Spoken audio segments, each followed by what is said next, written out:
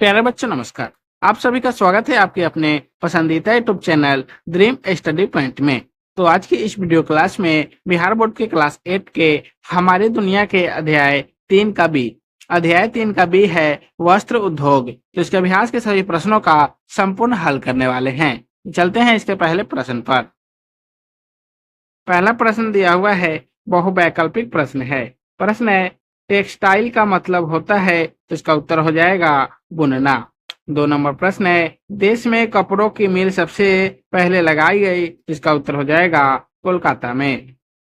3 number प्रश्न है, 1854 में कपड़े की मिल लगी, तो इसका उत्तर हो जाएगा मुंबई में। 4 नंबर प्रश्न है, सिल्क प्राप्त होता है, तो इसका उत्तर हो जाएगा कोकून से। 5 नंबर प्रश्न है, वस्त्र उद्योग के लिए आवश्यक है, तो इसका उत्तर होगा कच्चा माल। 2 नंबर प्रश्न है, खाली स्थानों को उपयुक्त शब्दों से भरिए। इसका पहला प्रश्न है, भागलपुर शहर डैश वस्त्र के लिए प्रसिद्ध है, तो रेशमी वस्त्र के लिए। 2 नंबर प्रश्न है, सूती वस्त्र उद्योग एक डैश उद्योग है, तो कुटीर उद्योग है। 3 नंबर प्रश्न है, कपड़ों की बुनाई को डैश कहा जाता है, तो टेक्सटाइल कहा जाता है। 4 नंबर प्रश्न है, ढाका डैश के लिए प्रसिद्ध है, तो मलमल के लिए। 5 नंबर प्रश्न है, अहमदाबाद को भारत का डैश कहा जाता है, तो मैनचेस्टर कहा जाता है। 3 नंबर प्रश्न है, निम्नलिखित प्रश्नों के उत्तर दे अधिकतम 50 शब्दों में। इसका उत्तर होगा, तो इसका पहला प्रश्न है, प्राकृतिक रेशे क्या है, तो इसका उत्तर होगा भेड़ों बकरियों से ऊन, कोकून से सिल्क, पौधे से कपास और जूट, ये सभी प्राकृतिक रेशे हैं। अर्थात जो रेशे भेड़ों बकरियों कोकून तथा पौधे से तैयार किए जाते हैं, प्राकृतिक रेशे कहलाते हैं। 2 नंबर प्रश्न है, मानव निर्मित रेशों के नाम लिखिए। तो इसका उत्तर होगा नाइलॉन, पॉलिस्टर, एक्रोलियम, रेयॉन। 3 नंबर प्रश्न है, मशीनों से कपड़ों का उत्पादन सस्ता होता है, क्यों? इसका उत्तर होगा मशीनों से कपड़ों का उत्पादन सस्ता होता है और जल्दी बनता है। धागे से कपड़ा बुनना एक प्राचीन कला है, लेकिन अब यही कला उद्योग का रूप ले चुका है। मशीनों से कपड़े बनाने में कम समय लगता है, कम मजदूर लगते हैं और बहुत अधिक मात्रा में कच्चा माल खरीदना भी सस्ता पड़ता है। इसलिए मशीन से कपड़े का उत्पादन सस्ता होता है। 4 नंबर प्रश्न है, गर्म कपड़ों की थोक खरीदारी किन जगहों पर होती है और क्यों? तो इसका उत्तर होगा गर्म कपड़ों की थोक खरीदारी लुधियाना तथा दिल्ली से होती है, क्योंकि वहां अत्यधिक मात्रा में मिल हैं तथा कच्चा माल आसानी से उपलब्ध हो जाता है, जिससे कपड़े कम कीमत पर उपलब्ध हो जाते हैं।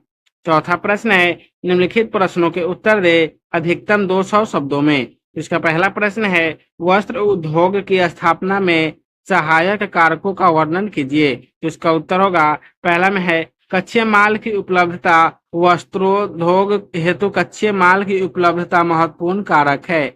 समुद्री हवाओं और नमी के कारण गुजरात, महाराष्ट्र में अच्छी गुणवत्ता के कपास कच्चे माल के रूप में उपलब्ध होती है। गुजरात की काली मिट्टी कपास के उत्पादन के लिए काफी उर्वर है। ऊन से बनने वाले कंबल, स्वेटर आदि गर्म कपड़े पंजाब, कश्मीर में ज्यादा उपलब्ध हैं, क्योंकि इन क्षेत्रों में भारी संख्या में ऐसे जानवर पाए जाते हैं। दूसरा है, परिवहन की सुविधा। वस्त्रों से संबंधित उत्पादन क्षेत्र निर्यात व आयात करने के लिए मुंबई, कोलकाता, सौराष्ट्र, कोयम्बटूर, तमिलनाडु इत्यादि बंदरगाहों सड़क, रेल मार्ग व वायु मार्ग से नजदीक अवस्थित है। इससे कच्चा व तैयार माल संपूर्ण देश में पहुंचाया जाता है। साथ ही यूरोपीय देशों में आधुनिक मशीनों भी आयात करने में सुविधा होती है। तीसरा पॉइंट है, जलवायु वस्त्र उद्योग के लिए नम जलवायु आवश्यक है। अगर जलवायु नम नहीं होगा तो कपास के रेशे से निर्मित धागे टूटने लगते हैं। इस अवस्था में धागों में गांठ पड़ जाएगी तथा कपड़े की बनावट अच्छी मजबूत नहीं हो पाएगी। ऐसी जलवायु के अभाव में कृत्रिम रूप से आर्द्र जलवायु उपलब्ध कराई जाती है। चौथा पॉइंट है, पूंजी की उपलब्धता। मुंबई, कोलकाता और अहमदाबाद जैसे स्थानों में पर्याप्त पूंजी निवेश उपलब्ध है। मुंबई के प्रमुख फारसी व्यापारियों ने विदेशी व्यापार से जो धन अर्जित किया उसे वस्त्र उद्योग में लगाया, जिससे वस्त्रोद्योग को काफी विस्तार मिला। 5वां पॉइंट है श्रम की उपलब्धता।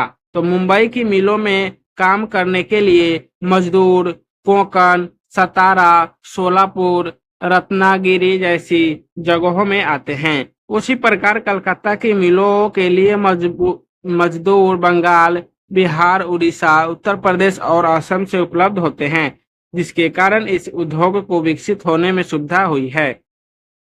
6वां पॉइंट है बाजार। तो वस्त्र उद्योग की स्थापना बाजार को देखते हुए भी की जाती है। दिल्ली, कलकत्ता, लुधियाना, कानपुर इत्यादि में स्थापित वस्त्र उद्योग की इकाइयां बाजार के आधार पर ही विकसित की गई है।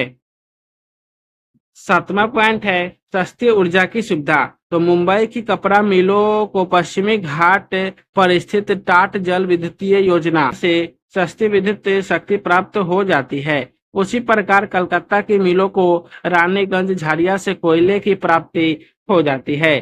तमिलनाडु की मिलों को पायकारा जल विद्युत योजना से सस्ती बिजली प्राप्त होती है। 2 नंबर प्रश्न है भारत के सूती वस्त्र उद्योग का विवरण दीजिए। इसका उत्तर होगा भारत का सूती वस्त्र उद्योग अंतर्राष्ट्रीय व्यापार का लगभग 1/4 भाग है। भारत में कपड़े का उत्पादन लगातार बढ़ता जा रहा है। 1950 से 51 में 4 अरब वर्ग किलोमीटर कपड़ा तैयार किया गया था, जो अब 34 वर्ग मीटर हो गया है। आधुनिक सूती वस्त्र उद्योग में वस्त्र निर्माण की प्रक्रिया कई स्तरों से गुजरती है। शुरू में मशीनों द्वारा कपास से बीज निकाले जाते हैं, जिसे गिनिंग कहते हैं। इसके बाद कपास को इकट्ठा कर गांठ तैयार किया जाता है।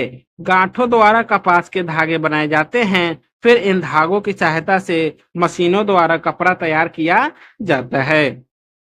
तो प्यारे बच्चों, आज की इस वीडियो के यहीं समाप्त करते हैं। फिर मिलेंगे नेक्स्ट वीडियो में। वीडियो अच्छा लगा होगा तो वीडियो को लाइक कर दीजिएगा, चैनल को सब्सक्राइब कर दीजिएगा। तो आप सभी को वीडियो देखने के लिए बहुत बहुत धन्यवाद।